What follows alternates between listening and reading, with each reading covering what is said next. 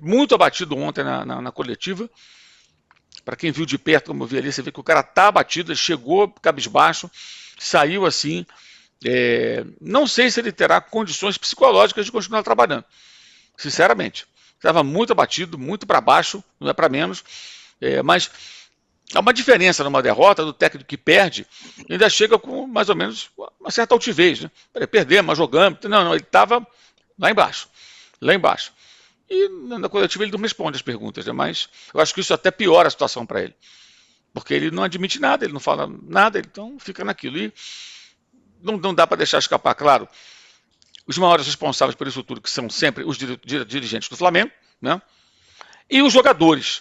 Não dá para também ignorar que o Arrascaeta há anos se arrasta.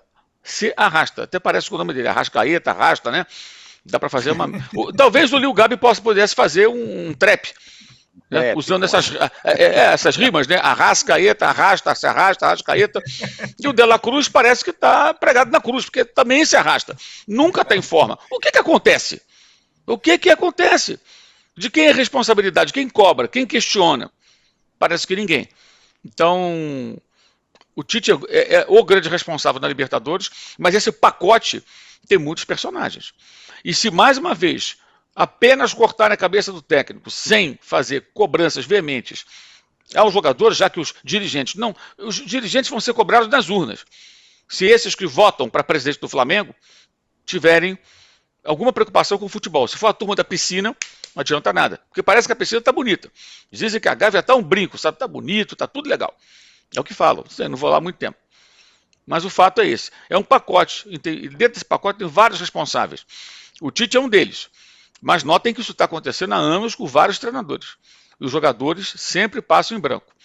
Falta a cobrança, e uma coisa que tem sido falada também que é importante e aí envolve muito o técnico, que é esse perfil bom moço do técnico do time. Ontem era time para jogar com a faca entre os dentes, sangue dos olhos e porrada. É assim que se joga um jogo desse Libertadores.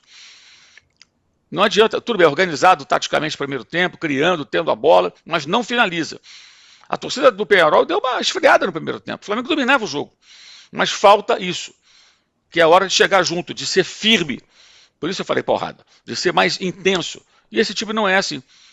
E o mais constrangedor para finalizar é o técnico alegar que perdeu o Pedro, que óbvio, um peso muito grande, e admitir que o time jogava em função dele. Mas, poxa, ele não consegue desenvolver uma maneira de jogar sem o centroavante para fazer um mísero gol no Peñarol. Realmente um desastre.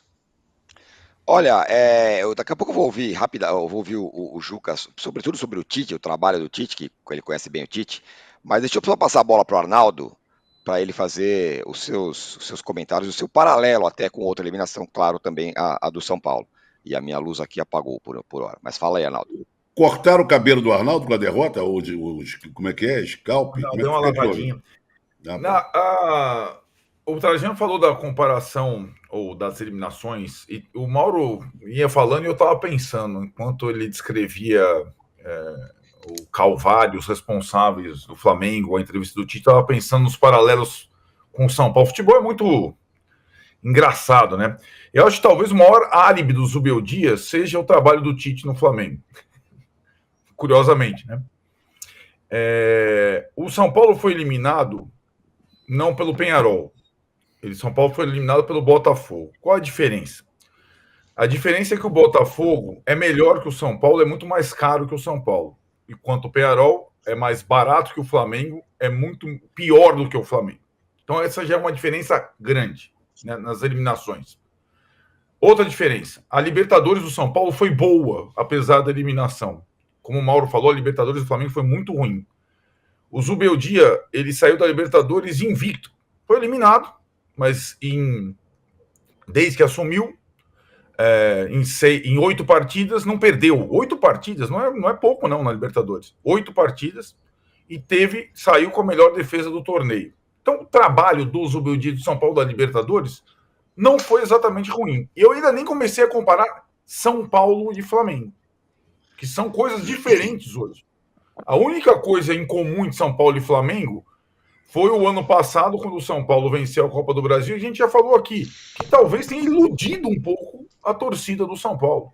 sobre o poderio do time, que o time do São Paulo tem limites evidentes. E na eliminação, aí o Mauro me deu o último gancho.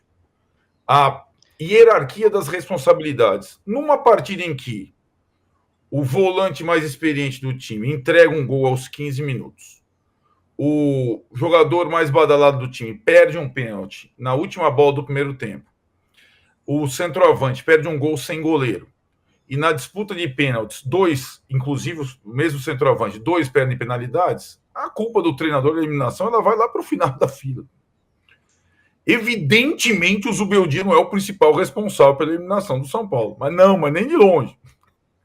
Evidentemente, o trabalho do Zubeldia no São Paulo é muito mais difícil que o do Tite no Flamengo. Né? O elenco do São Paulo é muito mais... o Tite perdeu os jogadores machucados. Fato. O Zubeldia perdeu os dois volantes, foram os melhores jogadores do São Paulo em 2023. Os dois foram. Pablo Maia e Alisson. Né? Então, e outra, a última comparação. O Tite pegou o Flamengo há 1 ano. Nesse outubro, vai fazer 1 ano agora, nessa semana. Né? Ele encerrou o Brasileiro do ano passado, ele planejou 2024, ele fez a pré-temporada, escolheu o elenco e tal. Então, é essa situação. E não é à toa que a torcida do Flamengo tal, não sei o que, está em cima do cara. A torcida do São Paulo não está em cima do Zubeldia. Quem está em cima do Zubeldia são os cornetas lá do São Paulo, essa direção fraca que o São Paulo tem.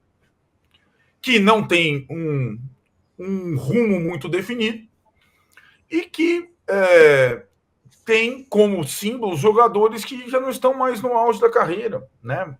Esse é o tamanho do São Paulo hoje. Né? O São Paulo não consegue ter jogadores decisivos para desequilibrar, etc. e tal. Né?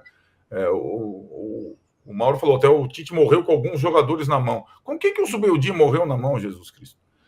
Né? Ele morreu, ele morreu com a bola na mão.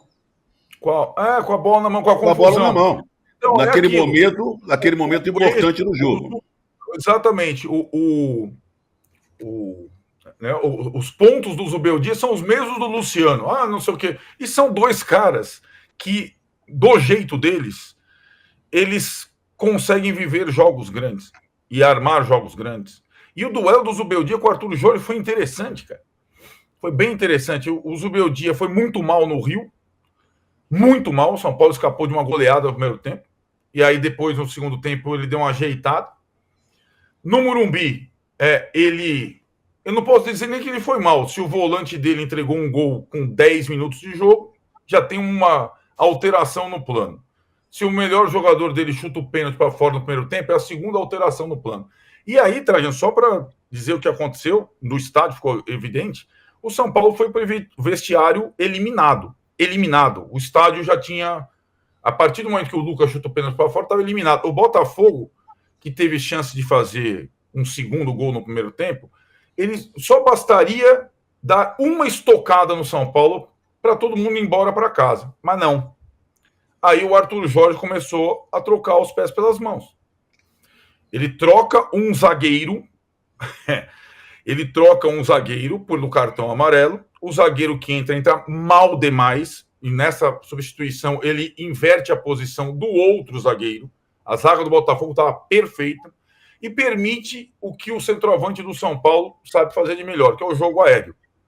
Quando ele permite o jogo aéreo, ele está correndo risco. E mais, aí aos 20 minutos, ele faz a substituição que chama o São Paulo de vez, tira o atacante, coloca o Tietê e se recusa a tentar o segundo gol e matar o jogo. E a partir do momento que o jogo vai ficando vivo, você tem 60 mil a favor e vai botando bola na área, o Danilo viu essa história. O Arthur Jorge fez a mesma coisa no Allianz Parque contra o Palmeiras, com 3-0 no agregado. Lá, eu vou até entender. Você está 3-0, você fala, o adversário não tem mais força. E olha, se aquela bola não bate na mão, não bate do Gustavo Gomes, ia para os pênaltis também. E o Botafogo com a faca e o queijo na mão. Sabe por que ele respondeu mal a pergunta, Tironi, que não era para ele, era para o Marlon Freitas? Aliás, pergunta muito pertinente sobre o Botafogo, porque o Marlon Freitas, eu comentei o primeiro jogo do Botafogo na temporada lá pelo Band Esportes, no Cariocão. A torcida do Botafogo tinha faixa contra o Marlon Freitas, xingava o Marlon Freitas antes, durante e depois do jogo. Hoje o Marlon Freitas é capitão desse timaço que o Botafogo tem. A pergunta foi, como é que você conseguiu dar a volta por cima depois do que aconteceu ano passado? E o cara não deixou ele responder. Sabe por que ele estava nervoso? Porque ele trabalhou mal. E ele se classificou mais por sorte que por juiz, porque pênalti não é mérito do treinador, não, velho. Pênalti quem bate é jogador. Só queria fazer um adendo, que eu estou falando muito no programa de hoje. Eu acho que você está sendo injusto com o Arthur Jorge. Você esqueceu de falar que o melhor jogador do time, ou mais perigoso, se machucou e foi substituído. O Luiz Henrique, que é o grande jogador do ataque... Ele não se machucou. Então ele foi parar no hospital depois do jogo, ele se esfalfou, ele se desgastou, né? Mas, ou seja, o Botafogo perdeu o seu melhor atacante mais perigoso. Mas ele, não foi ele é substituído em todo jogo, porque ele não aguenta os 90 minutos do jeito que o Botafogo joga. Ele é substituído praticamente em todas as partidas. Aliás, o Botafogo praticamente não está aguentando, né, Arnaldo? A verdade é que nos últimos 4 jogos, o Botafogo, depois dos 60 minutos, morreu. Contra o Palmeiras as 2 vezes, contra o São Paulo as 2 vezes. Isso, aliás, até contra o Corinthians no Brasileiro, né? Até contra o Corinthians no Brasileiro no segundo tempo. Isso está perceptível. Agora, né, o time... ele pode trocar e manter a postura agressiva, porque ele tem atacantes no banco, ou trocar e chamar o adversário para o campo dele. Foi o que aconteceu. E o Botafogo, o time, ver o Botafogo jogar é uma delícia. Até o momento em que o Botafogo desiste de jogar. Isso acontece algumas vezes. E é um risco. Eu acho que seria sensacional o Botafogo ganhar o Brasileiro e a Libertadores. Mas ele vai ter que trabalhar um pouquinho melhor durante o jogo dele. Senão não passa nem um e nem no outro.